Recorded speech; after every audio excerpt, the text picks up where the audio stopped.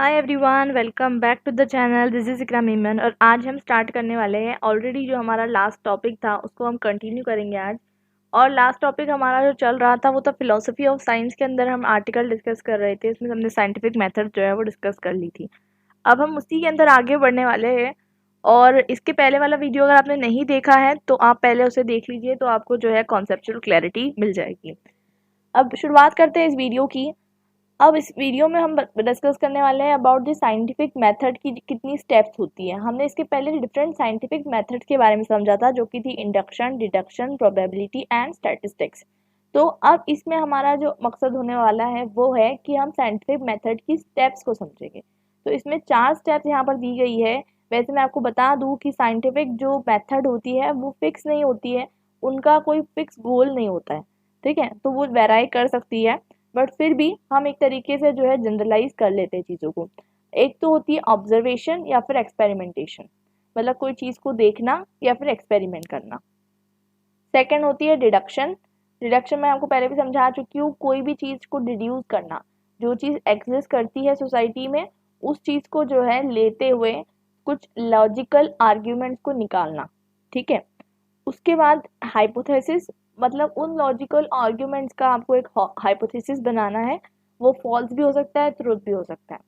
ठीक है, और उसके बाद फोर्थ स्टेप है फॉल्सिफिकेशन, मतलब आपको अपने ही हाइपोथेसिस को फॉल्स प्रूफ करना है। ठीक है, मतलब आपको कोशिश करनी है कि वो फॉल्स प्रूव हो जाए, लेकिन वो फॉल्स प्रूव नहीं होगा क्योंकि आप उसको फॉल्स प्रूव नहीं करोगे। तो आपको फिर फॉल्सिफिकेशन की स्टेप भी करनी है, और फिर दूसरे साइंटिस्ट भी आके बाद में आपकी जो है क्या कहते हैं हाइपोथेसिस को फॉल्स प्रूफ कर सकते हैं। तो फिर वो प्रोसेस चलते रहेगी जब तक वो फॉल्स प्रूफ नहीं हो जाता। और सबसे इम्पॉर्टेंट चीज़ यहाँ पर लिखी है कि theories are never proven true, only increase in robustness with every test. देखिए, मैंने आपको बताया था कि थ्योरीज जो होती है लॉस नहीं होते। थ्योरीज जो होती है कभी भी प्रूव नहीं होती ट्रू है। ठीक है, बस उनको जो है फॉल्सिफाई करने की प्रोसेस में, जब उनको अलग अलग साइंटिस्ट फॉल्सिफाई करने की कोशिश करते रहते हैं, लेकिन जब वो फॉल्सिफाई नहीं होती, समझ लीजिए एक थ्योरी है उसको 1000 लोगों ने फॉल्सिफाई करने की कोशिश करें लेकिन वो फॉल्सिफाई नहीं हो पाई। एक थ्योरी है जिसको 10,000 लोगों ने फॉल्सिफाई करने की कोशिश करें लेकिन वो फॉल्सिफाई नहीं हो पाई। तो लेजिटिमेसी किसकी ज़्यादा रहेगी? जिसको 10,000 लोगों ने जो है फॉल्स प्रूफ करने की कोशिश करे लेकिन उसको फॉल्स प्रूफ नहीं कर पाए। तो वैसे ही हर थ्योरी जो होती है उसकी रॉबस्टनेस जो है वो बढ़ जाती है, किसके साथ? अटेम्प्ट टू फॉल्सिफाई करने के साथ। आई होप इट्स क्लियर। जैसे आप देखोगे डार्विन्स थ्योरी ऑफ इवोल्यूशन, तो वो थ्योरी है, वो सच नहीं है। ठीक है, प्रूफ नहीं है, लेकिन थ्योरी है। तो थ्योरी को जो है वाइडली एक्सेप्ट कर लेते हैं लोग, लेकिन वो सिर्फ थ्योरी है। और ये फैक्ट कि साइंटिफिक जो हम रीजनिंग करते हैं ये हमेशा बहुत ओपन जो होता है ये सक्सेसफुल भी होती है। तो कहीं ना कहीं ये एक ऐसी प्रॉपर्टी है कि हम जो है नेचर पर बहुत ज़्यादा डिपेंडेंट है, क्योंकि हम जो है नेचर से चीज़ों को लेते हैं और फिर नेचर से चीज़ों को समझते हैं। और हम नेचर पर डिपेंडेंट है तभी जो है हम जितनी बार भी साइंटिफिक रीजनिंग करते हैं तो हम हमें जो है वो क्या कहते हैं सच हमें चीज़ मिलती है। जैसे कि आपको आपने जो है एक आइस का टुकड़ा लिया, आपने उसको बाहर रख दिया। ठीक है, आप जो है देखोगे कि थोड़ा टाइम बाद मेल्ट होगा रूम टेम्परेचर पे। तो ये चीज़ जो है आप बार बार इसको प्रूव करके देख सकते हो। मतलब आप जो है नेचर पर डिपेंडेंट हो, आपकी साइंटिफिक थ्योरीज के लिए भी, आपके साइंटिफिक लॉस के लिए भी। तो एक ही चीज़ को आप बार बार प्रूव करके भी देख सकते हो। दूसरी बात करते हैं कि आपको मैंने बताया था कि साइंटिस्ट पहले तो जो साइंटिस्ट खुद खुद की थ्योरीज बनाते हैं वो खुद को पहले थ्योरीज को जो है बहुत ज़्यादा स्केप्टिसिज्म की तरह नज़र से देखते हैं। स्केप्टिसिज्म मतलब शक की नज़र से देखते हैं। ठीक है, क्योंकि पहले कोई दूसरा इंसान आपकी थ्योरी में से फॉल्ट निकाले, आप ही जो है खुद की थ्योरी में फॉल्ट्स निकाल लेते हो कि आपकी थ्योरी में कोई फॉल्ट तो नहीं है। तो वो आप पहले खुद ही जो है क्या कहते हो फॉल्ट्स के बारे में सर्च कर लेते हो। ठीक है, उसके बाद आप देखते हो कि उसके बाद आप कंक्लूजन निकालने के लिए फिर क्या करते हो? फिर आप क्या करते हो, एक प्रोसेस मैंने आपको बताई, 4 प्रोसेस। वो 4 प्रोसेस करते हो, उसके बाद क्या करते हो? उसके बाद आप क्या करते हो? लॉजिक का यूज़ करते हो। उसके बाद आप क्या, हाइपोथेसिस कंप्लीट हो गया। अब क्या करना है, दूसरा कोई इंसान आया, मैंने आपको बताया था फॉल्सिफिकेशन के बारे में। तो फॉल्सिफिकेशन एक चीज़ इंपॉर्टेंट है, फॉल्सिफिकेशन इज नॉट वेरिफिकेशन। ठीक है, फॉल्सिफिकेशन अलग चीज़ होती है, वेरिफिकेशन अलग चीज़ होती है। मैंने अभी आपको बताया कि अगर कोई थ्योरी अटेम्प्ट टू फॉल्सिफाई करने में पास हो जाती है, मतलब एक थ्योरी को एक इंसान फॉल्सिफाई प्रूफ नहीं कर पाया, इसका मतलब ये नहीं है कि वो थ्योरी वेरीफाइड हो गई। अनटिल एंड अनलेस वो थ्योरी कोई प्रूव कर दे, जब तक वो लॉ बन जाएगी। अगर वो थ्योरी कोई प्रूफ ना कर पाए तो वो थ्योरी ही रहेगी, ठीक है, अनटिल एंड अनलेस कोई इसको फॉल्स ना प्रूव कर दे। I hope it's clear. मतलब भले ही कितनी बार भी वो फॉल्सिफिकेशन का टेस्ट देते रहे, लेकिन वो ट्रूथ प्रूफ नहीं होगी। चाहे लाखों बार भी उसे हम फॉल्सिफाई प्रूफ नहीं कर पाए, तो भी हम उसको ट्रूथ प्रूफ नहीं कर सकते। तो क्यों नहीं कर सकते? क्योंकि जब तक हम उसे मैथमेटिकल सेंस में नहीं कर सकते प्रूफ, जब तक हम उसे कभी भी जो है मान नहीं लेते हैं लॉ। जैसे कि आप देखोगे every action has its equal and opposite reaction, ऐसा बोल के न्यूटन चल जाते हैं, तो हम मान नहीं लेते। लेकिन उन्होंने जो इक्वेशन दी, बहुत सारी चीज़ें दी, तो हम फिर मानते हैं, ठीक है, इसलिए हम उसको लॉ कहते हैं। और वैसे ही जो है हर चीज़ को मैथमेटिकल सेंस में जो है प्रूव करने के बाद ही हम उसको जो है लॉ के रूप में एक्सेप्ट करते हैं। अब बात करते हैं कॉज एंड इफेक्ट की। तो कॉज एंड इफेक्ट, जिसे आप कॉजल थ्योरी भी कहते हो, ये बताती है कि हर एक चीज़ जो भी होती है वर्ल्ड में, हर एक चीज़ उसका एक कॉज होता है, या फिर वो किसी चीज़ की कॉज होती है। बेसिकली यहाँ पर बताया जा रहा है कि कोई भी चीज़ होती है तो उसका क्या कहते हैं, कोई ना कोई कॉज होता है। जैसे कि बताया जा रहा है, आप देखोगे न्यूटनियन या फिर क्लासिकल फिजिक्स की बात करोगे, तो जितनी भी साइंसेज, जितने भी सब्जेक्ट ऐसे हैं जिसमें फिजिक्स का यूज़ होता है, तो बेसिकली वो सारे जो है वो लोकेलिटी के प्रिंसिपल पे लाई करते हैं। लोकेलिटी का प्रिंसिपल क्या होता है? लोकेलिटी का प्रिंसिपल ये होता है कि जितने भी चीज़ें हैं एक पर्टिकुलर जगह पे, वो एक दूसरे से रिलेटेड है, ठीक है। मतलब ये चीज़ हो रही है तो वो चीज़ होगी, वो चीज़ हो रही है तो वो चीज़ होगी, ठीक है। तो इस तरीके का कनेक्शन है कॉज एंड इफेक्ट में, ठीक है। तो तीन तरीके के कंपोनेंट होते हैं कॉज एंड इफेक्ट में। एक होता है कंटिन्यूटी इन स्पेस, ठीक है, और दूसरा होता है temporal priority of the cause, मतलब कॉज हमेशा ऑफ कोर्स फर्स्ट रहेगा, उसके बाद ही जो है ऑफ कोर्स इफेक्ट आएगा। और नेसेसरी कनेक्शन, जैसे कि एक सिंपल सा मैं आपको एग्जांपल देती हूँ। उसके पहले मैं आपको बता दूँ कि ये चीज़ बताई जाती है कि जितनी भी चीज़ें हो रही है उसका कुछ ना कुछ कॉज है, और फिर उसका जो है अफेक्ट हो रहा है, ठीक है। तो अगर हम इस चीज़ को डिड्यूस करते जाएंगे, ठीक है, तो एक बहुत इंटरेस्टिंग चीज़ हमारे सामने आएगी, मैं बताती हूँ आपको। तो यहाँ पर हम देखते हैं कि हर एक चीज़ जो है वो हम हर एक चीज़ जो है वो रियलिटी ऑफ नेचर में जो है निहित है। अब रियलिटी ऑफ नेचर क्या होती है? तो देखिए रियलिटी ऑफ नेचर में यहाँ पर बताया जा रहा है कि देखिए रियलिटी के बारे में जब आप पढ़ते हो तो दो चीज़ें होती है, एक होती है अपीयरेंस और एक होती है रियलिटी। तो मेटाफिजिक्स जो होता है वो रियलिटी के बारे में बात करता है। रियलिटी के बारे में बात करता है, मतलब बताती हूँ। देखिए, अगर आप अर्थ से देखते हैं, ठीक है, अर्थ से आप देखते हैं तो आपको सूरज कितना छोटा सा दिखता है। ऐसा लोग फोटो डालते हैं अपने हाथ में सूरज लेके, कितना सा सूरज है। लेकिन रियलिटी क्या है कि सन इज फार लार्जर देन अर्थ, ठीक है। तो ये चीज़ हो गई कि हमें अपियर क्या हो रहा है और रियलिटी क्या है। तो ये होती है मेटाफिजिक्स। तो मतलब चीज़ें जो हमें अपियर हो रही है ज़रूरी नहीं वो वैसी ही हो, और 90% केसेस में वैसी होती भी नहीं है। आप तारे देख लीजिए, मून देख लीजिए, जितने भी एस्ट्रोनॉमिकल ऑब्जेक्ट्स आप देखते हो उन वो अपीयर हमें कुछ और करते हैं, होते कुछ और ही है, ठीक है। तो वैसे ही आप देखोगे कि अगर आप देखते हो कि सन ईस्ट से राइज हो रहा है, वेस्ट में जो है वो सेट हो रहा है, लेकिन ये अल्टीमेटली अगर आप देखोगे तो आपका देखने का तरीका है कि sun rises in east and sets in west. अगर आप दूसरे तरीके से देखते हो तो सन तो ना राइज हो रहा है ना सेट हो रहा है, अर्थ ही जो है रिवॉल्व कर रही है, उसके कारण हमें ऐसा प्रतीत हो रहा है कि सन ईस्ट से राइज हो रहा है और वेस्ट में सेट हो रहा है। तो ये हो जाता है मेटाफिजिक्स। तो मेटाफिजिक्स मतलब उस चीज़ को पता लगाना कि रियल क्या है। डेफिनेटली हम इस बारे में डिस्कस करेंगे कि रियलिटी और अपीयरेंस में बहुत डिफरेंस आ जाता है। तो जब हम बात करते हैं कॉज एंड अफेक्ट की, तो हम हमेशा जो है रियलिटी को देखने की कोशिश करते हैं, ना कि अपीयरेंस को। और देखिए यहाँ पर आपको एक डायग्राम से दिख रहा होगा कि एक है कॉज, ठीक है। तो एक होता है कॉज, एक कॉज हुआ, उसके बाद एक अफेक्ट होगा उसका, फिर अफेक्ट होगा, तो उस अफेक्ट के बहुत सारे इफेक्ट हो सकते हैं, फिर वो अफेक्ट के और ज़्यादा अफेक्ट होंगे। जैसे अलग अलग जो है अफेक्ट होते हैं, मतलब कॉज एंड अफेक्ट, मतलब कॉज जो है हमेशा जो है अफेक्ट के प्रेडिसेसर रहेगा, मतलब हमेशा उसको प्रेडिसेट करेगा। दूसरी बात करते हैं, अगर हम स्पेशल कनेक्शन में देखें तो ये आपको यहाँ पर एक चार्ट दिख रहा होगा। इस चार्ट के अकॉर्डिंग आप देख सकते हैं कॉज हमेशा जो है अफेक्ट को किस तरीके से कर रहा है, हमेशा अफेक्ट के पहले ही होगा, हमेशा प्रायर रहेगा। उसके बाद हम देखते हैं टेम्पोरल कनेक्शन। तो टेम्पोरल कनेक्शन किस तरीके से देखने को मिल रहा है, यहाँ पर आपको घड़ी बताई जा रही है, ठीक है, और यहाँ पर भी आपको घड़ी बताई जा रही है। तो टेम्पोरल कनेक्शन भी होता है।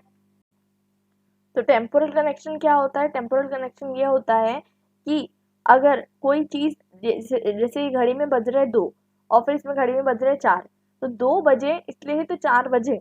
अब ऐसा हो सकता है कि 4 बज जाए और 2 बजे ही नहीं, ऐसा नहीं हो सकता। तो बेसिकली एक चीज़ होती है और फिर उसको दूसरी चीज़ जो है फॉलो करती है। ये होता है कहीं ना कहीं कॉज एंड इफेक्ट।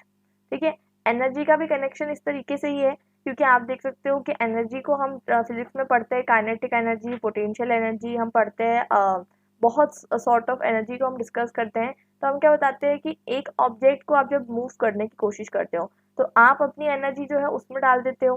ठीक है, तो आप अपनी पोटेंशियल एनर्जी को यूज करके काइनेटिक एनर्जी में कन्वर्ट करते हो और ऐसी बहुत सारी चीजें। तो हम अल्टीमेटली क्या पढ़ते हैं कि एनर्जी का जो है ट्रांसफर होता है, तो क्या होता है, एनर्जी के ट्रांसफर होने से ही जो है कहीं ना कहीं मूवमेंट होता है।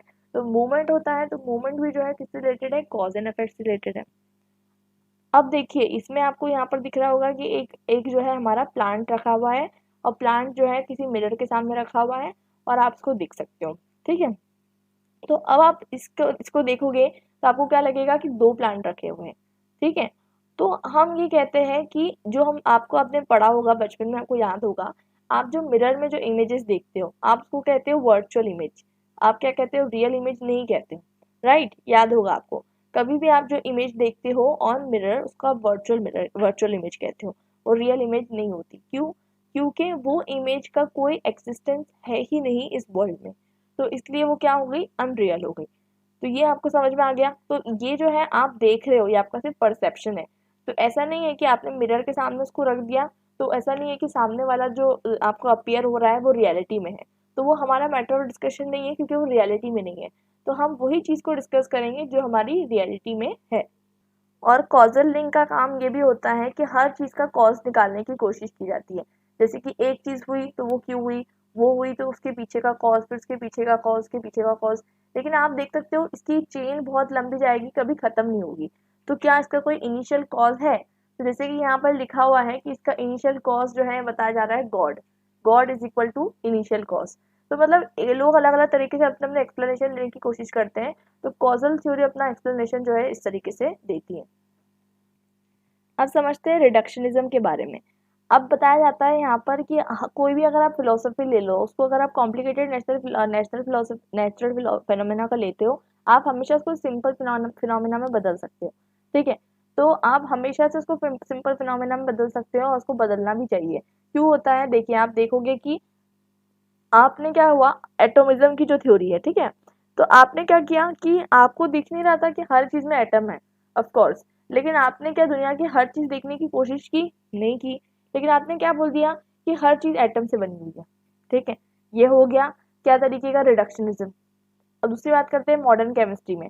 तो केमिकल प्रॉपर्टीज आपने जो है क्या कहते हैं 90 या 90, अभी उस टाइम पे 90 लिख रहे हैं, अभी तो बहुत सारे एलिमेंट्स हो चुके हैं 90, 100 प्लस, 110 प्लस। तो एलिमेंट्स निकाल लिए, उसकी केमिकल प्रॉपर्टीज लिख ली।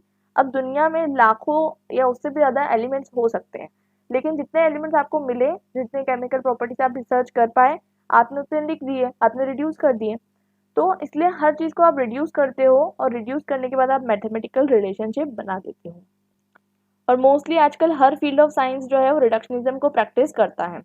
उसके बाद हम बात करते हैं कि रिडक्शनिज्म को प्रैक्टिस करने के लिए मैथमेटिकल रिलेशनशिप का भी यूज किया जाता है।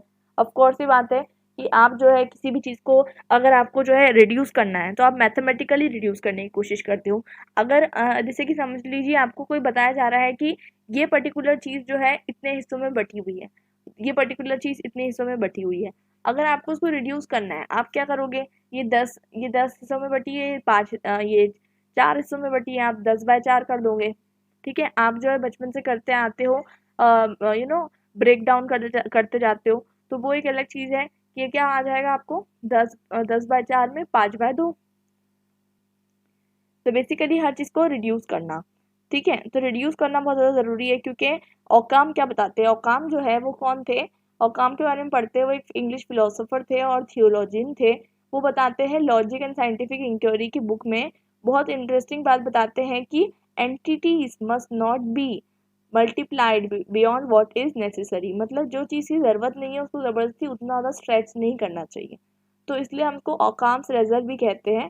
तो मतलब ये बात है कि हर प्रॉब्लम का जो सॉल्यूशन है सबसे सिंपलेस्ट फॉर्म में हमें निकालना चाहिए, और जो सिंपलेस्ट फॉर्म में जो चीज़ का सॉल्यूशन निकल रहा है वही थ्योरी को सिलेक्ट करना चाहिए।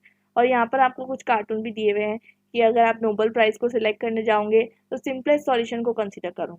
तो इस तरीके की बातें बताई गई है। मतलब इन शॉर्ट ये है कि यहाँ पर ये बताया जा रहा है कि जो सिंपलेस्ट थ्योरी रहेगी एक प्रॉब्लम को सॉल्व करने के लिए, वो थ्योरी को जो है हमेशा सिलेक्ट करना चाहिए। मतलब ये कि सिंपल जो है वो बहुत ज़्यादा इंपॉर्टेंट है।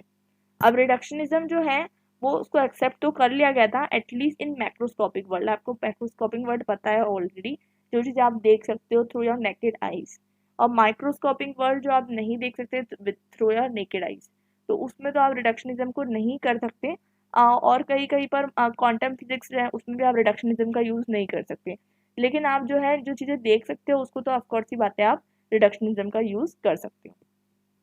तो क्या होने लग गया कि हम देखेंगे कि जब हर चीज़ में जो है हम रिडक्शनिज्म का यूज़ कर रहे थे, तो रिडक्शनिज्म का यूज़ करते करते ये होने लग गया कि एक बहुत ज़्यादा सक्सेस होने के कारण डेंजरस हो गया। क्योंकि क्यों डेंजरस हो गया कि हर चीज़ को जो है क्या कर दिया जा रहा था, मटेरियलिस्टिक किया जा रहा था। मतलब बोला जा रहा था कि इमोशन हो, एस्थेटिक हो, रिलीजियस एक्सपीरियंस हो, ये सब चीज़ें क्या है, मटेरियलिज्म है।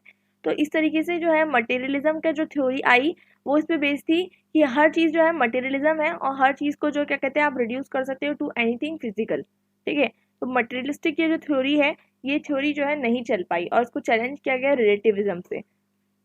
और फिर आपने देखा होगा कि आपने अगर पढ़ा होगा कि 19th सेंचुरी में क्या हो रहा था, जब साइंटिफिक रिवॉल्यूशन ज़्यादा होने लग गए थे तो हर चीज़ को लोग है ना क्या कहते हैं साइंटिफिक नज़र से देखने लग गए थे।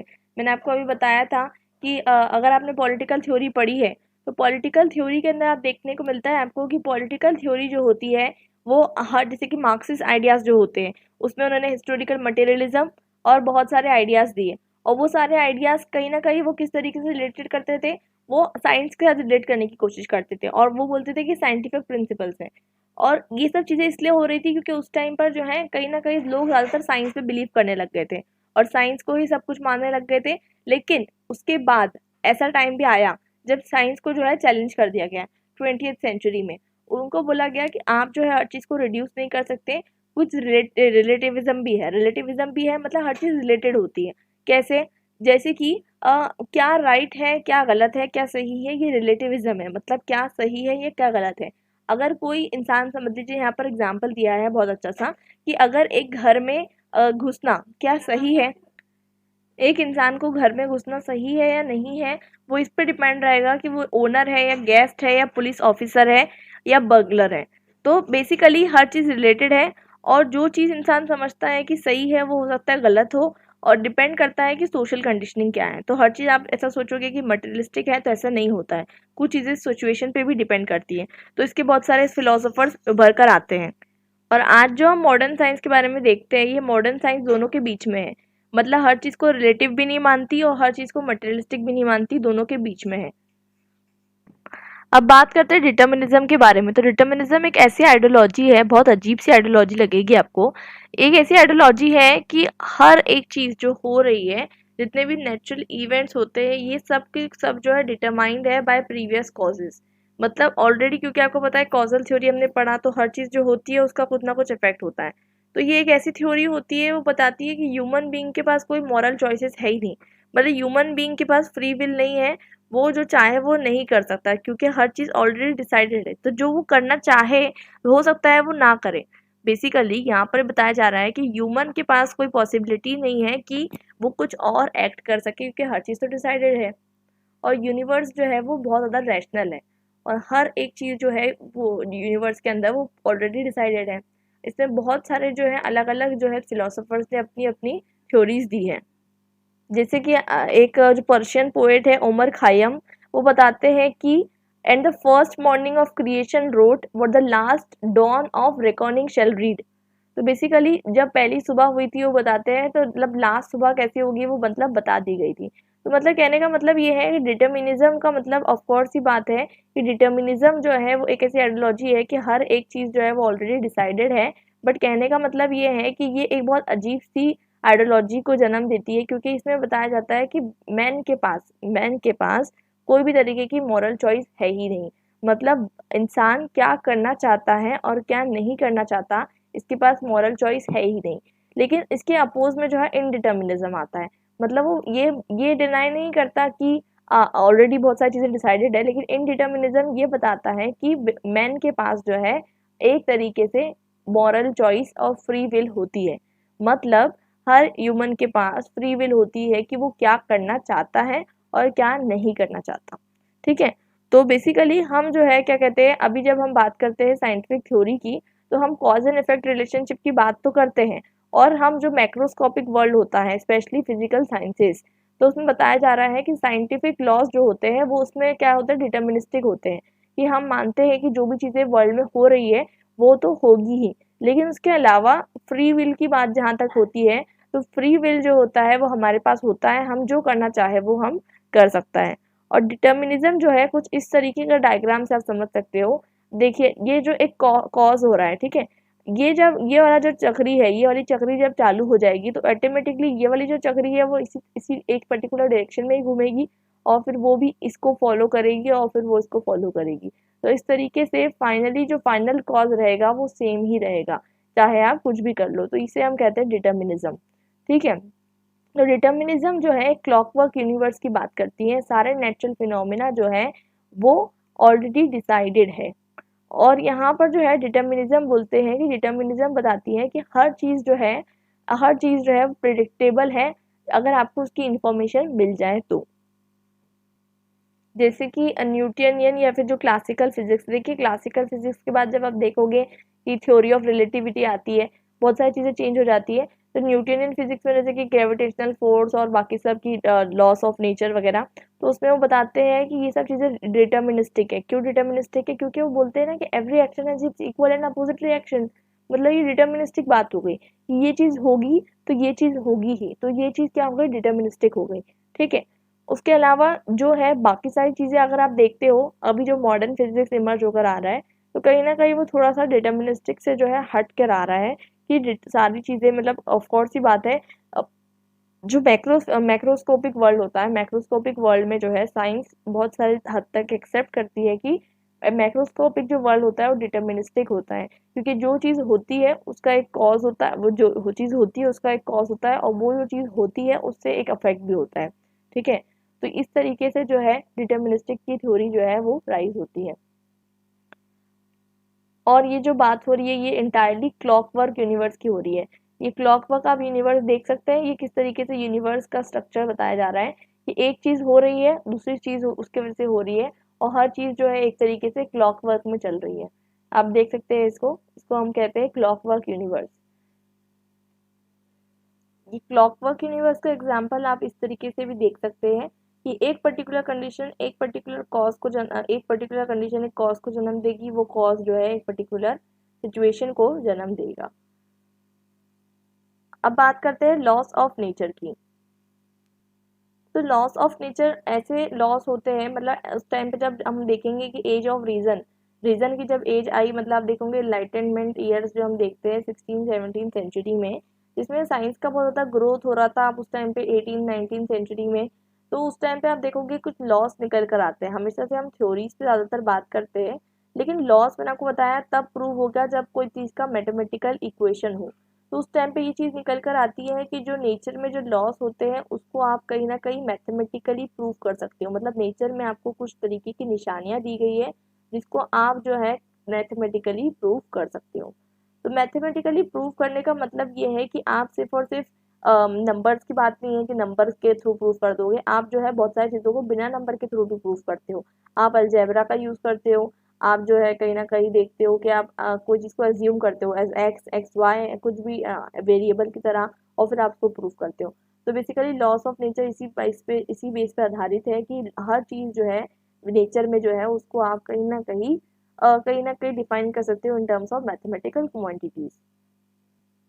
अब देखिए यहाँ पर आपको देखने को मिल रहा है कि यहाँ पर आपको पानी उबल रहा है। ठीक है, तो पानी उबल रहा है तो आपको क्या देखने को मिल रहा है कि अंदर आपको देखने को बहुत सारी चीज़ें देखने को मिलती है। अब अंदर आपको अगर आप देखेंगे कि अगर आपको डिटर्मिनिस्टिक व्यू रखते हो तो आप सोचोगे कि पानी जो उबल रहा है तो उसके अंदर कुछ चीज़ें हो रही है। और अगर आप देखते हो उसको साइंटिफिक व्यू में तो आप देख सकते हो कि वेलोसिटी और मोमेंटम को आप देख सकते हो। वेलोसिटी अगर आपको दी गई है कि पार्टिकल्स किस मूवमेंट से जो है गुजर रहे हैं, और मोमेंटम दिया हुआ है तो आप फिर जो है कैलकुलेट कर सकते हो उसका जो है कहीं ना कहीं आप जो है मोशन जो है कैलकुलेट कर सकते हो। अब हम बात करते हैं ऑब्जर्वेशन या एक्सपेरिमेंटेशन की। तो जब हम कोई चीज़ को ऑब्जर्व करते हैं और एक्सपेरिमेंट करते हैं तब हम जो है बहुत सारी चीज़ों को ऐसे ऑब्जर्व करते हैं जो जनरली इंटेलिजिबल होती है, ठीक है। और देखिए हमें बहुत सारी चीज़ें होती है, देखिए नेचर में आप बहुत सारी चीज़ों को देखते हो, ठीक है। बहुत सारी चीज़ों को आप देखते हो, समझने की कोशिश करते हो, लेकिन हर चीज़ को आप जो है कहीं ना कहीं डिड्यूस नहीं कर पाते हो, राइट। तो उस पर्टिकुलर चीज़ को जिसको आप देख रहे हो उसके कॉजेज़ को जो है आप जो है कहीं न कहीं जो है एसोसिएट नहीं कर पाते हो with the loss of nature. तो इस तरीके की चीज़ें होती है। और उसके अलावा हम समझेंगे कि किस तरीके से अगर आपको समझना है कि एक पर्टिकुलर चीज़ क्यों हो रही है, तब आपको उसके पीछे का जो फ्रेमवर्क है, मैंने आपको पहले भी बताया था कि दिन हो रहा है, रात हो रही है, तारे चमक रहे हैं, सूरज चमक रहा है, चाँद चमक रहा है, ये सब चीज़ें हो रही है, आप देख रहे हो। लेकिन ये सब चीज़ें का क्या कहते हैं, इसके पीछे का कॉज़, इसके पीछे का जो आपका लॉ ऑफ नेचर है उसको समझना ज़रूरी है। और जब आप लॉ ऑफ नेचर को समझते हो वो जो है साइंटिफिक थ्योरी को जन्म देता है। अब यहाँ पर हम देखेंगे कि डिफरेंट तरीके से जो है आप एनालिसिस कर सकते हो, डेटा के थ्रू, रिकॉर्ड्स के थ्रू, इनसाइट के थ्रू, एक्सपेरिमेंट के थ्रू। आप जब इस सब चीज़ों के थ्रू एनालिसिस करते हो तो आप एक साइंटिफिक थ्योरी या फिर एक मॉडल जो है बना सकते हो। अब बात करते हैं लॉस ऑफ नेचर की। तो लॉस ऑफ नेचर क्या होते हैं? ह्यूमन इंटरवेंशन होते हैं to describe the regularity of the universe. तो बेसिकली मैंने आपको पहले बताया था कि नेचर में कुछ चीज़ें ऐसी है जो रेगुलरली है, रेगुलरिटी के बेसिस पे है। मतलब जो चीज़ निहित है, जो चीज़ सर्टेन है, जो चीज़ होती ही है, ठीक है, तो उसे हम कहते हैं रेगुलरिटी। तो वो चीज़ जो हो रही है उसको समझने के लिए आपने जो है लॉस ऑफ नेचर बना दिया है, ठीक है। ऐसा नहीं है कि आपने लॉस ऑफ नेचर बनाया है उसके बाद नेचर में चीज़ें होने लग गई, ऐसा नहीं। आपने नेचर को ऑब्जर्व किया है और उसके बाद आपने लॉस ऑफ नेचर बनाया है। जैसे कि मैंने आपको बताया था लॉस ऑफ ग्रेविटेशनल फोर्स जो है वो आप पहले भी क्या कहते हैं एप्पल ऊपर फेंकते थे तो ग्रेविटी के कारण नीचे ही आता था, लेकिन वो लॉ ऑफ नेचर है, तो लॉ ऑफ नेचर को समझना भी ज़रूरी है। उसके बाद हम देखेंगे कि लॉ ऑफ नेचर जो है मैथमेटिकली प्रूफ हो जाता है, ये भी बहुत इंपॉर्टेंट चीज़ है। और दूसरी चीज़ ये भी है कि लॉ ऑफ नेचर जो होता है वो हमेशा से जो है मतलब वो एब्सोल्यूट होता है, मतलब उसको आप कहीं ना कहीं जो है गलत नहीं प्रूफ कर सकते क्योंकि वो कोई थ्योरी नहीं है। और ह्यूमंस जो होते हैं, ह्यूमंस का काम होता है कि लॉ ऑफ नेचर को समझ सके, मतलब इन्वेंट करते हैं वो लॉ ऑफ नेचर को, लेकिन वो इन्वेंट किस बेसिस पे करते हैं? उस बेसिस पे करते हैं जो चीज़ें ऑलरेडी नेचर में एग्जिस्ट करती हैं। तो बेसिकली लॉस ऑफ नेचर जो होते हैं वो डिस्कवरी होती है, क्योंकि लॉस ऑफ नेचर को जो है लॉस ऑफ नेचर आपको आपको ऑलरेडी पता होगा डिस्कवरी और इन्वेंशन में क्या डिफरेंस होता है, ठीक है। तो आपको पता है कि डिस्कवरी वो चीज़ें होती है जो ऑलरेडी दुनिया में है, आपको उसको डिस्कवर करना है, ढूंढना है। तो लॉस भी डिस्कवरी है। तो बेसिकली लॉस मतलब ऑलरेडी नेचर में है, इटर्नल है, एब्सोल्यूट है और वो एब्सोल्युटली एग्जिस्ट करते हैं, बस आपको उसको ढूंढने की ज़रूरत है। तो बेसिकली मतलब बताएं यहाँ पर ये जा रहा है कि अगर लॉस ऑफ नेचर एग्जिस्ट करते हैं, चाहे आप कोई भी इंसान उसको ढूंढ सकता है, कोई पर्टिकुलरली ऐसा नहीं है कि हो सकता है न्यूटन पैदा नहीं होता है, यहाँ पर बताया गया है, तो ऐसा नहीं है कि ग्रेविटेशनल लॉ कोई ढूंढ नहीं पाता है, क्योंकि किसी के सर पे अगर एप्पल नहीं गिरता तो कोई ना कोई बाद में जाके ये तो सोचता है ना कि हर चीज़ नीचे क्यों गिर रही है, कभी ना कभी लोगों के दिमाग में आता और फिर वो ग्रेविटेशनल लॉ के बारे में बात करता। अब देखा जाता है मॉडल्स एंड थ्योरीज के बारे में। तो हम देखते हैं कि जब हम कोई पर्टिकुलर थ्योरी को बनाते हैं, मैंने आपको पहले बताया था थ्योरी किसके बेसिस पे बनती है? एक्सपीरियंस के बेसिस पे बनती है। आप किस तरीके से दुनिया को देखते हो उसके बेसिस पे बनती है, ठीक है। लेकिन कभी कभी क्या होता है, थ्योरीज आप बिना देखे भी बना देते हो। जैसे ब्लैक होल को किसी ने देखा नहीं है, ठीक है, लेकिन आपने ब्लैक होल की थ्योरी बना दी कि ब्लैक होल किस तरीके से एग्जिस्ट करता है सोलर सिस्टम में। तो बेसिकली यहाँ पर एक डायग्राम से आपको समझ में आ रहा होगा, ये आप हो, आप किसी चीज़ को देख रहे हो, आप जो है एक्सपेरिमेंट कर रहे हो, ये जो बीच का इंटरफेस है ये आपका एक्सपेरिमेंट करने का तरीका है। और जब आप एक्सपेरिमेंट करते हो तो नेचर आपको कुछ ना कुछ देता है उसके रिजल्ट के रूप में। आपको आपको अच्छा रिजल्ट देगा, आपको खराब रिजल्ट देगा, मतलब कुछ तो आपको रिजल्ट जरूर मिलता है आपके एक्सपेरिमेंट से। तो वो जो एक्सपेरिमेंट से आपको रिजल्ट मिलता है उसके बेसिस पे आप क्या फॉर्म करते हो? थ्योरी फॉर्म करते हो या मॉडल फॉर्म करते हो। तो जैसे कि मैंने आपको बताया कि बेस्ट थ्योरीज क्या होती है, जिसको आप मैंने आपको थ्योरी ऑफ फॉल्सिफिबिलिटी से समझाया था लास्ट वीडियो में। तो आपको मैंने ये बताया था कि बेस्ट थ्योरीज वो होती है जो कहीं ना कहीं अपने आप को फॉल्सिफाई नहीं प्रूव कर पाती। लेकिन आपको ये भी समझना है कि हर थ्योरी आपको एक पैराडाइम देती है। देखिए न्यूटन के लॉस आए तब एक बहुत बड़ा पैराडाइम था, साइंटिफिक वर्ल्ड में। उसके बाद हम देखेंगे कि क्या कहते हैं, जब आइंस्टीन के क्या कहते हैं, जब theory of relativity I, E=mc² और बहुत सारी चीज़ें, तब पूरा पैराडाइम ही चेंज हो गया। तो क्या इसका मतलब ये था कि हम जो 300 सालों से समझ रहे थे, 300 सालों से हमने जो रिडक्शनिज्म को समझा था, वो क्या गलतफहमी थी? नहीं, ऐसा नहीं है। क्यों? क्योंकि ये सब चीज़ें पैराडाइम होती है, देखने का तरीका होता है, देखने का नज़रिया होता है। तो आपको जो है कहीं न कहीं जो थ्योरी होती है या मॉडल होता है, वो आपका देखने का तरीके को डिफ्लेक्ट मतलब बताता है।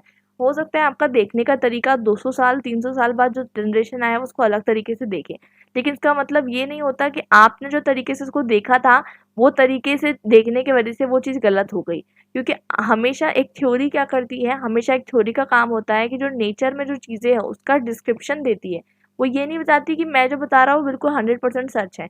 वो कभी ऐसा नहीं बताती। वो जो चीज़ें हो रही है नेचर में उसको एक्सप्लेन करने के लिए थ्योरी देती है, ठीक है?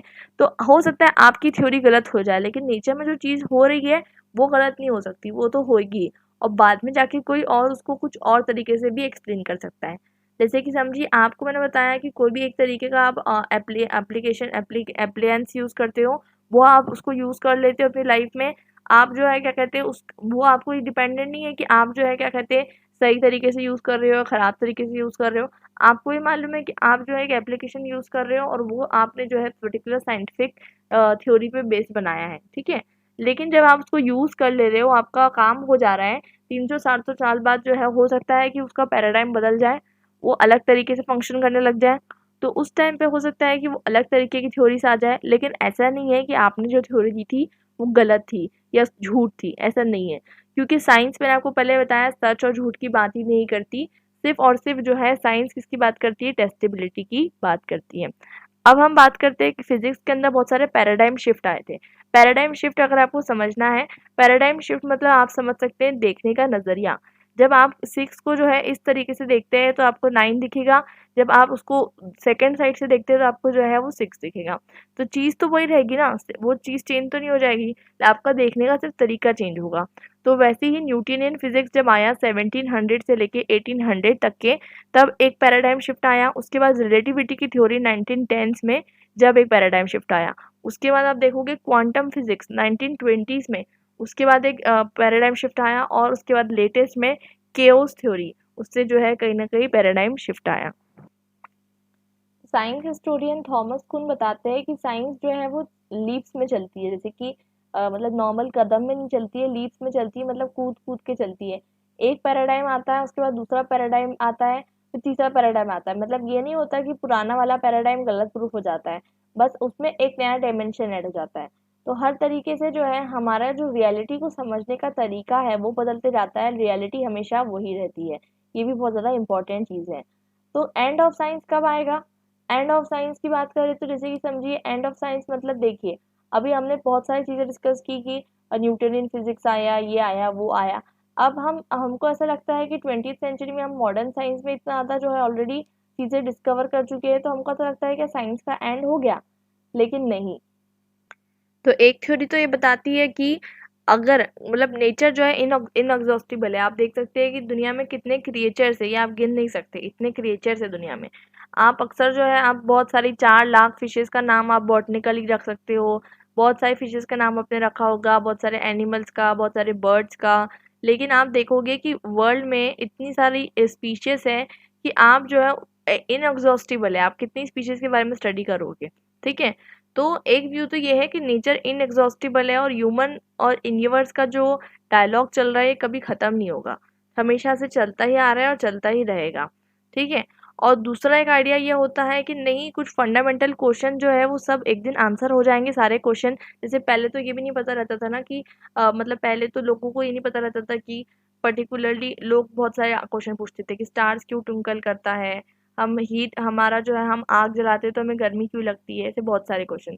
तो लोगों को क्या कहते हैं, एक दिन जो है इन सारे क्वेश्चंस का आंसर मिल जाएगा, ऐसा एक व्यू है। दूसरा व्यू है कि कभी भी आंसर नहीं मिलेगा क्योंकि नेचर जो है इन्फिनाइट है। और तीसरी चीज़ ये भी है कि आप जो है, आपको मैंने बताया था कि रैशनल साइंस से हम धीरे धीरे एम्पिरिकल साइंस की तरफ बढ़ते जा रहे हैं। और एम्पिरिकल साइंस में क्या होता है कि जो चीज़ें एग्जिस्ट नहीं करती उस चीज़ को लाया जाता है, ठीक है? जो चीज़ें एग्जिस्ट नहीं करती उसके बाद जो है, उसके बाद एक शुरुआत हो रही है आयरनिक साइंस की। आयरनिक साइंस मतलब कि जो साइंस है उसको क्या कहते हैं चैलेंज किया जा रहा है। अब आप देखोगे, आपने सुना होगा कि नहीं, आप जो है एक पर्टिकुलर जगह है अर्थ पे, वहाँ पर अगर आप जाते हो, वहाँ ग्रेविटेशनल का फोर्स काम नहीं करता है। वो एक ऐसी पर्टिकुलर जगह है जहाँ पर ग्रेविटेशनल का फोर्स काम नहीं करता है। तो अब हो सकता है कि बहुत सारी चीज़ें जो ऑलरेडी साइंस प्रूव कर चुकी हो उसको गलत प्रूव करने का टाइम आ रहा हो। तो बेसिकली यहाँ पर ये बताया जा रहा है कि अभी हमारा एक ऐसा टाइम आ रहा है, एक ऐसी टेक्नोलॉजी का टाइम आ रहा है, हो सकता है कि उसमें जो है जो आज हम टेस्ट कर पाए वो हम आगे जाकर जो है शायद सही प्रूफ ना कर पाए। तो इसलिए जो है क्या कहते हैं, अगर मतलब इसलिए हम बोल सकते हैं कि साइंस का जो है क्या कहते हैं, कभी भी साइंस नहीं खत्म हो सकती, क्योंकि साइंस जो है वो डायलॉग है नेचर के बीच में और ह्यूमन के बीच में, और नेचर में इतनी इन्फिनाइट चीज़ें हैं कि ह्यूमन बीइंग कभी उसको काउंट करके ख़त्म नहीं कर सकता। तो इसी के साथ हमारा जो है ये वीडियो ख़त्म होता है और हमारा जो है फ़िलोसफ़िकल ऑफ साइंस यानी फ़िलोसफ़ी ऑफ साइंस भी जो है ख़त्म होती है। और हम जो है डिस्कस कर चुके हैं इस पर्टिकुलर पीडीएफ से हमने 2 जो ब्लॉक्स है डिस्कस कर चुके हैं। अब हमारा थर्ड ब्लॉक जो है वो हम डिस्कस करने वाले हैं। अब बात करते हैं the inquiry process in science and technology. तो वेस्टर्न वर्ल्ड की बात करें तो वेस्टर्न वर्ल्ड जो है आपको पता है मैं किसको रेफर करना चाहती हूँ। वेस्टर्न वर्ल्ड में आपको यूएसए वगैरह सब देखने को मिलेंगे। वहाँ पर आपको देखने को मिलता है कि बहुत सारे लोग जो है कहीं ना कहीं साइंस को अपने लाइफ में बहुत ज़्यादा यूज़ कर रहे हैं।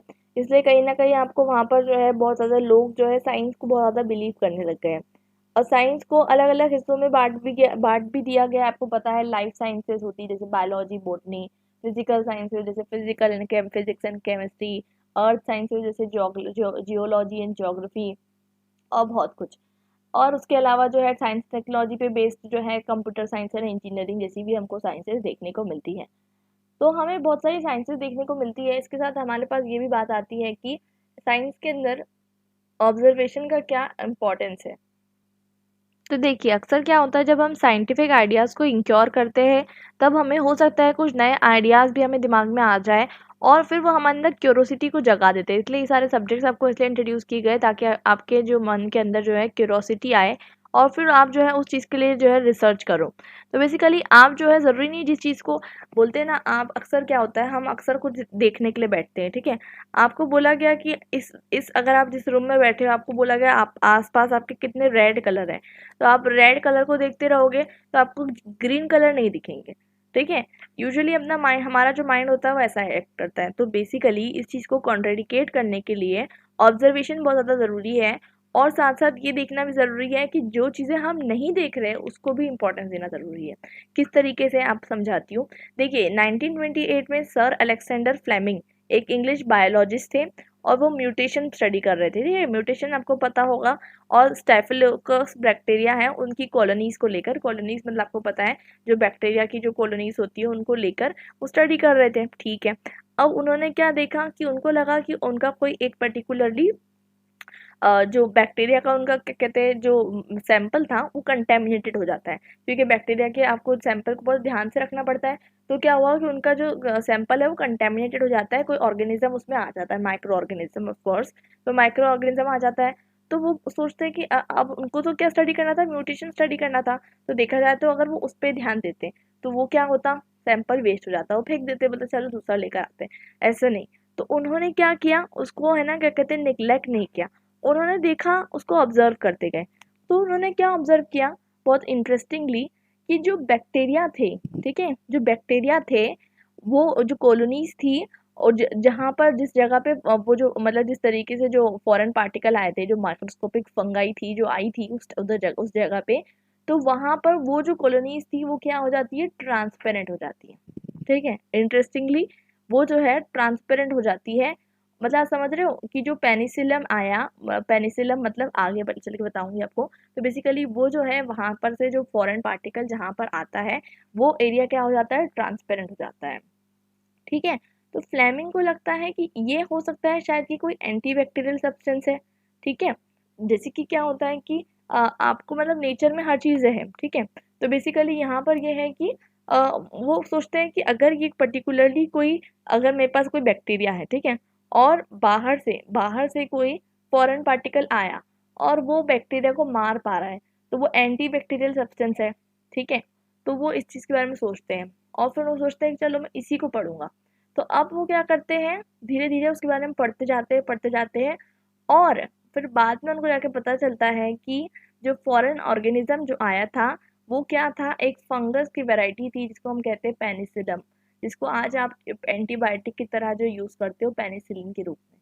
तो सोच सकते हो आप कितना बड़ा इन्वेंशन जो है, पेनिसिलम एक बहुत बड़ा इन्वेंशन माना जाता है। इन्वेंशन नहीं, डिस्कवरी आप बोल सकते हो। तो वैक्सीन के रूप में, एंटीबायोटिक के रूप में आप इसको यूज़ करते हो।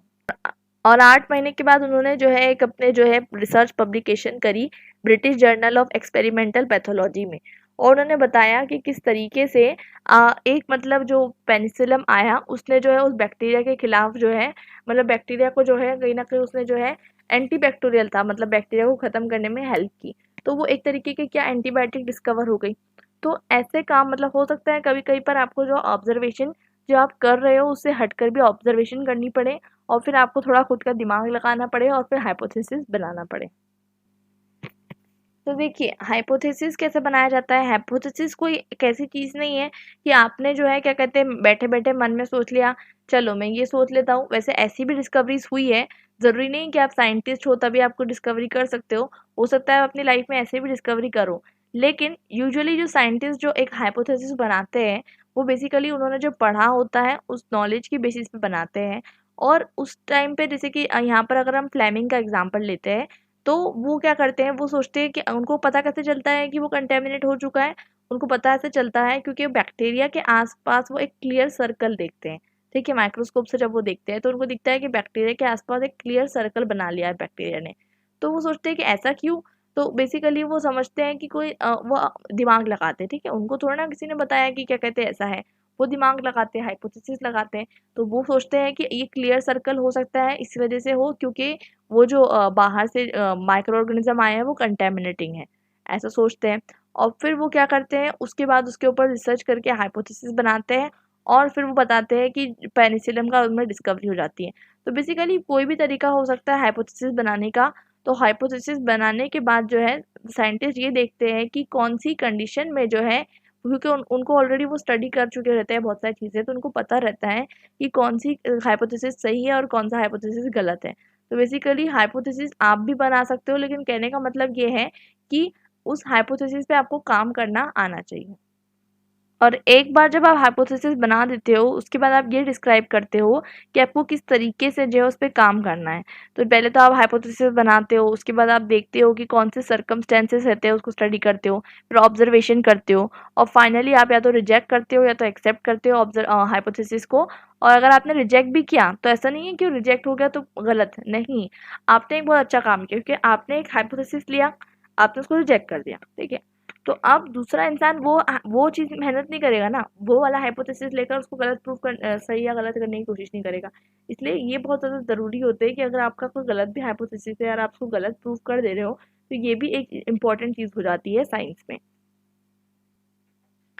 तो उस टाइम पर जो है जैसे कि आप देखोगे कि फ्लेमिंग जो थे उन्होंने क्या कहते हैं उन्होंने कहा, उनका हाइपोथेसिस ये था कि उन्होंने ये जो देखा है वो एक तरीके का क्या हो सकता है, एंटीबैक्टीरियल माइक्रो ऑर्गेनिज्म हो सकता है जो किसी चीज़ के लिए काम में आ सकता है। लेकिन इतना बड़ा इन्वेंशन होने के बावजूद उसको उस टाइम पे कोई इतना बड़ा समझ नहीं रहा था। अक्सर यही होता है, आप देखोगे कि जो साइंटिस्ट जो चीज़ें देकर जाते हैं उनकी लाइफ टाइम में लोगों को है ना वो चीज़ें नहीं समझ में आती है, उनके जाने के बाद जो है उनको समझ में आती है। तो उस टाइम पे लोगों ने सोचा ही नहीं कि ऐसा भी हो सकता है और फिर वो लोग जो है ध्यान नहीं देते हैं। मतलब क्यों, क्योंकि पेनिसिलम जो है एक बहुत ज़्यादा डिफ़िकल्ट था, मतलब उसको क्या कहते हैं आप हैंडल नहीं कर सकते थे, वो एक तरीके का फंगस था। तो वो सोचते गए कि किस तरीके से हम उसको क्या कहते हैं लोगों तक फैलाएंगे कि वो जो है एंटीबैक्टीरियल काम करें। लेकिन बाद में जा जाके फिर लोगों ने उस पर काम किया और फिर उसको फाइनली आप बहुत बार आप देखते हो कि आपको एंटीबायोटिक मिलती है पेनिसिलम के फॉर्म में। तो वो ऐसा तो नहीं है कि वो डायरेक्टली मिल जाती है, ऑफ कोर्स की बात है, उसको रिफाइन किया जाता है, बहुत सारी चीज़ें की जाती है। तो वो सब चीज़ें जो है फाइनली बाद में हुई। लेकिन ये तो समझ में आया कि जो पेनिसिलिन है वो क्या कहते हैं एंटीबायोटिक है। तो एंटीबायोटिक है वो पता करना बहुत ज़्यादा ज़रूरी था। और फिर बाद में जाकर इसने जो है पूरे मॉडर्न मेडिसिन को जो है रिवोल्यूशनाइज कर दिया। तो बेसिकली साइंस जो है वो आइसोलेशन में एग्जिस्ट नहीं करती, क्योंकि साइंस में हर एक पर्सन इंडिविजुअल रिसर्चर कुछ ना कुछ ऐड करता है और फिर बाद में जाकर वो उस चीज़ को दूसरा पर्सन एक्सटेंड करता है। टेक्निकली देखा जाए तो हर इंडिविजुअल की रिसर्च जो होती है इम्पोर्टेंट होती है, लेकिन अगर हम पूरा ऑल ओवर देखा जाए तो वो सारी रिसर्च मिलकर जो है साइंटिफिक कम्युनिटी बनाती है। अब हम बात करते हैं क्रिटिकल साइंटिफिक रिसर्च। तो देखिए दो तरीके की चीज़ें हो सकती है। एक तो ऑलरेडी जो चीज़ें हो चुकी है साइंटिफिक चीज़ें, आप उसको क्या करो, आप उसको ये कर सकते हो कि आप उसको बोल सकते हो कि वो चीज़ें जो है उस एग्जिस्ट करती है और फिर उसके आप बढ़ाओ उस चीज़ को। तो या तो आप उसको बढ़ाओगे या तो आप उसको चैलेंज कर दोगे कि वो चीज़ जो डिस्कवर करके गए हैं वो गलत है, या फिर आप उसको बोलोगे इनकम्प्लीट है, गलत नहीं इनकम्प्लीट है, और आप उसको चैलेंज करके कुछ नई थ्योरी बनाने की कोशिश करोगे। ठीक है, तो बेसिकली यहाँ पर ये बात आती है कि जो थ्योरी आप देकर गया है कोई साइंटिस्ट, आप उसको गलत प्रूफ करने के चक्कर में हो सकता है एक नई थ्योरी बना लो। तो जैसे कि मैं यहाँ पर एग्जांपल दिया गया है कि न्यूटनियन फिजिक्स जो था, जो कि इसाक न्यूटन की थ्योरीज पे बेस्ड था, उसने बहुत टाइम तक के जो है क्या कहते हैं साइंटिफिक वर्ल्ड में जो है डोमिनेशन दिखाई। बहुत सारे साइंटिस्ट उस पर काम करते थे, न्यूटन की थ्योरी को यूज़ करते थे। ठीक है, एक टाइम बाद ऐसा हुआ कि कहीं कहीं पर उनको लगने लग गया कि ये न्यूटन के जो लॉ ऑफ फिजिक्स है थोड़ा कहीं ना कहीं जो है हमको कॉन्ट्ररी दिख रहे थे। तो फिर उनको ऐसा लगा कि नहीं, अब हमें कुछ नया चाहिए। और उस टाइम पे फिर अल्बर्ट आइंस्टीन आते हैं, वो बोलते हैं न्यूटन की जो लॉस होते हैं उनको जो है चैलेंज करते हैं और एक अल्टरनेटिव सिस्टम देते हैं। और फिर उसके बाद बहुत सारे लोग ने आइंस्टीन के लॉस को अडॉप्ट कर लिया और साथ में दूसरी थ्योरीज को भी जो है वो अडॉप्ट करने लग गए। तो मतलब इसका कोई एंड नहीं है, हर इंसान आएगा उसकी पुरानी वाली थ्योरी को चैलेंज करेगा, अपनी थ्योरी रखेगा, फिर वो दूसरी थ्योरी आएगी, फिर उसको चैलेंज करेगी, फिर वो तीसरी थ्योरी आएगी, इस तरीके से चलते रहेगा। तो रिसर्च मतलब इसमें बात करते हैं हम importance of replicability and scientific debate. तो बहुत ज़रूरी है, जैसे कि आपको देखना जाता होगा कि रिसर्च करते हैं कुछ लोग, रिसर्च करते हैं अपना पेपर पब्लिश करते हैं, ये क्यों ज़रूरी है। तो देखिए साइंटिस्ट जो थे, साइंटिस्ट बहुत सारे, हर पर्सन को आप साइंटिस्ट कह सकते हो क्योंकि कहीं ना कहीं वो साइंस की फील्ड में कुछ ना कुछ कंट्रीब्यूट कर रहे हैं। वो कोई एक हाइपोथेसिस बनाते हैं, फिर उसको गलत प्रूफ करते हैं या सही प्रूफ करते हैं। जैसे कि फ्लेमिंग ने जो है अपनी थ्योरी को पब्लिश करा ब्रिटिश जर्नल में, अगर वो पब्लिश नहीं करते तो वर्ल्ड को क्या मालूम पड़ता। उन्होंने डिस्कवर कर लिया, रख दिया, पब्लिश करना इंपॉर्टेंट है। तो बेसिकली हर इंसान को जो है हाइपोथेसिस को देखना पड़ता है कि हाइपोथेसिस सही है या नहीं, वो जो नॉलेज बता रहे हैं वो सही है कि नहीं, और फिर फर्दर जो है वो फाइनली जो है एक रिपोर्ट तैयार कर सकते हैं। अगर उनके हाइपोथेसिस गलत भी प्रूफ हुआ है तो भी बहुत ज़्यादा ज़रूरी है उसको पब्लिश करना, और अगर हाइपोथेसिस सही भी प्रूफ हुआ है तो भी उसको जो है जो है पब्लिश करना बहुत ज़्यादा ज़रूरी है। मैं आपको पहले बता चुकी हूँ, अगर हाइपोथेसिस गलत है तो बाकी के जो साइंटिस्ट है वो उस चीज़ पे मेहनत नहीं करेंगे ना। एक ऑलरेडी आप मेहनत कर चुके हैं, दूसरे लोग भी वही मेहनत करते रहेंगे तो फिर आगे कैसे बढ़ेगी गाड़ी। तो वो चीज़ है कि हर एक पेपर जो है पब्लिश होता है, और पेपर पब्लिश होने के कारण जो है लोग जो है डिबेट करते हैं और फाइनली नए नए कंक्लूजन पे आते हैं। और इसलिए आप देखोगे कि इतनी सारी जो ऑर्गेनाइजेशन है, जर्नल है, यूनिवर्सिटीज़ है, साइंटिफिक सोसाइटीज़ है, रिसर्च लेबोरेटरीज़ है, ये सब लोग ये सब चीज़ें इसलिए बनाई गई है ताकि आपको अगर कोई रिसर्च चालू करनी है तो आप किसी ने जो रिसर्च जहाँ पर छोड़ी है आप वहाँ से चालू कर सकते हो। ठीक है, तो आपको वापस स्क्रैच से चालू करने की ज़रूरत नहीं, जिसने जो रिसर्च जहाँ से छोड़ कर गए हैं वहाँ से आप शुरुआत कर सकते हो। ठीक है, तो इसका एक बहुत ज़्यादा इंपॉर्टेंट बेनिफिट है कि हर इंसान जो है कुछ ना कुछ जो है साइंस में जो है ऐड कर सकता है। तो इसी के साथ हमारा ये वाला जो टॉपिक है ये ख़त्म होता है। फिलोसफी ऑफ साइंस के अंदर हमें जो 3 लिंक प्रोवाइडेड थी, ये तीनों लिंक हम डिस्कस कर चुके हैं। और इसके बाद जो है हमारा नेक्स्ट वाला जो लिंक है वो है myth versus fact, history of technology, water harvesting, public health, food security, और बहुत सारे हमारे जो है इसमें टॉपिक्स आने वाले हैं। ये यूनिट नंबर 1 के जो है सारे टॉपिक है, इसमें सेक्शन 1, सेक्शन 2 और सेक्शन 3 भी है। तो ये सारे टॉपिक्स किसमें आएंगे, यूनिट नंबर 1 में आएंगे। ठीक है, उसके बाद हम देखेंगे कि किस तरीके से डिफरेंट डिफरेंट सेक्शंस के अंदर जो है ये सब चीज़ें डिवाइडेड है।